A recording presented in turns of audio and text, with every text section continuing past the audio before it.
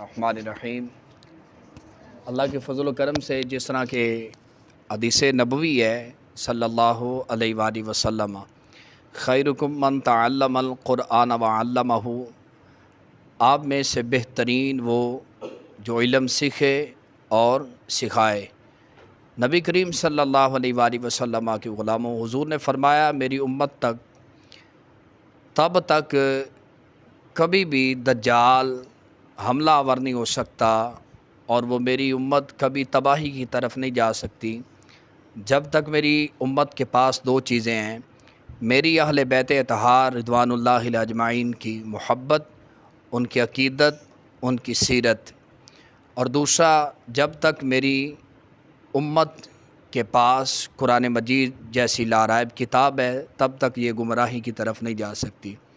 تو آج اس پرفتن دور کے اندر، اس عالم دنیا میں، پاکستان کے بہت سارے ایسے شہر گاؤں جہاں پہ مساجد ہیں جن کے اندر باقاعدگی کے ساتھ قرآن پاک پڑھنے کا ماحول دیا جاتا ہے، تو ہر چیز، ہر ذی نفس کا سکھانے کا، پڑھنے پڑھانے کا انداز، طریقہ بدلتا رہے گا اور لوگ اس طرح قرآن و سنت کی قیامت کی صبح تک خدمت کرتے رہیں گے۔ جیسا کہ یہ ہماری 15 SP کی گاؤں کی مسجد، جامع مسجد مدینہ ارائیاں والی، جس کے اندر ہماری کثیر تعداد کے اندر طلباء کرام پڑھنے والے جنہوں نے اپنی زندگی کے اندر قرآن مجید پڑھنے کا شرف حاصل کیا، ان میں سے چند ایسے بھی بچے ہیں جنہوں نے پڑھا ہے۔ اور زندگی میں یاد رکھنا، اگر آپ نے اپنے بچوں کو قرآن پاک کی تعلیم نہیں دی تو یہ کبھی آپ کا تقدس نہیں کر سکتے، آپ کا ادب احترام نہیں کر سکتے۔ نبی پاک صلی اللہ علیہ وآلہ وسلم نے فرمایا کہ جس نے اپنے بیٹے یا بیٹی کو قرآن مجید کا حافظ بنایا، یاد کروایا، اور وہ حافظ قرآن اس پہ عمل کر لے، تو قیامت کے دن اللہ کریم ان کے والدین کے سر کے اوپر ایک ایسا تاج سجائے گا جس کی روشنی سے قیامت کی ساری تاریخیاں ختم ہو جائیں گی۔ تو انبیاء علیہ السلام اللہ کی بارگاہ میں عرض کریں گے کہ مالک یہ کون ہے جو اتنا بڑا اعزاز والا ہے، جس کے سر پہ اتنا تاج ہے، وہ چمک دمک اس کی روحانیت ہے، تو آخر یہ کون ایسا بندہ ہے؟ یہ کوئی نبی ہے اللہ کا؟ اللہ کریم فرمائے گا نہیں، کوئی یہ شہداء میں سے، صالحین میں سے، یا کون ہے؟ تو اللہ کریم فرمائے گا یہ میرے محبوب صلی اللہ علیہ وآلہ وسلم کے امتی ہیں، اور یہ وہ لوگ ہیں جن کے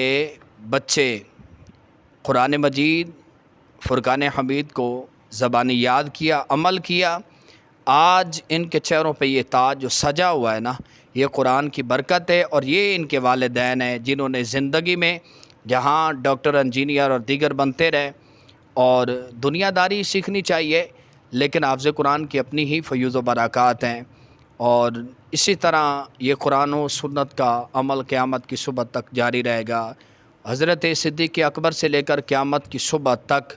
جتنے کل مسلمین مسلمات ہیں، یہ قرآن پاک کی روحانیت سے فیض یاب ہوتے رہیں گے، اور اسی طرح یہ سلسلہ قیامت کی صبح تک چلتا رہے گا۔ آج ہم انشاءاللہ یہ سلسلہ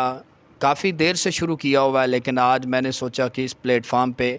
یہ سہولتیں دینی چاہیے تاکہ ہم دنیا میں رہیں یا نہ رہیں، کچھ الفاظ نکلے، کسی کی زندگی بن جائے، بچوں کے اندر شوق پیدا ہو جائے، تو یہ چیزیں ساری نوٹ کرنی چاہیے، اور ان کے اوپر جو ہے نا یہ گامزن رہنا چاہیے، اپنے بچوں کو مکمل جو ہے نا انہیں قرآن پاک پڑھانے کے لیے والدین کے آگے التجا ہے کہ فقط یہ نہ سوچیں کہ صبح ایک ڈیوٹی ہے کہ آپ نے اپنے بچوں کو صبح اٹھانا ہے،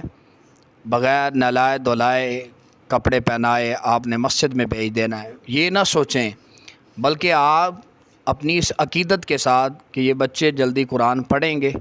ہماری بخشش کا ذریعہ بنیں گے، ہمارے بچے کل قیامت کے دن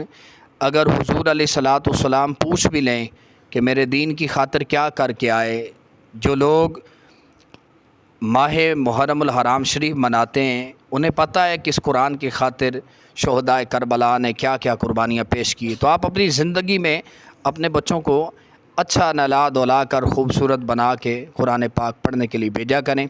یہ کوئی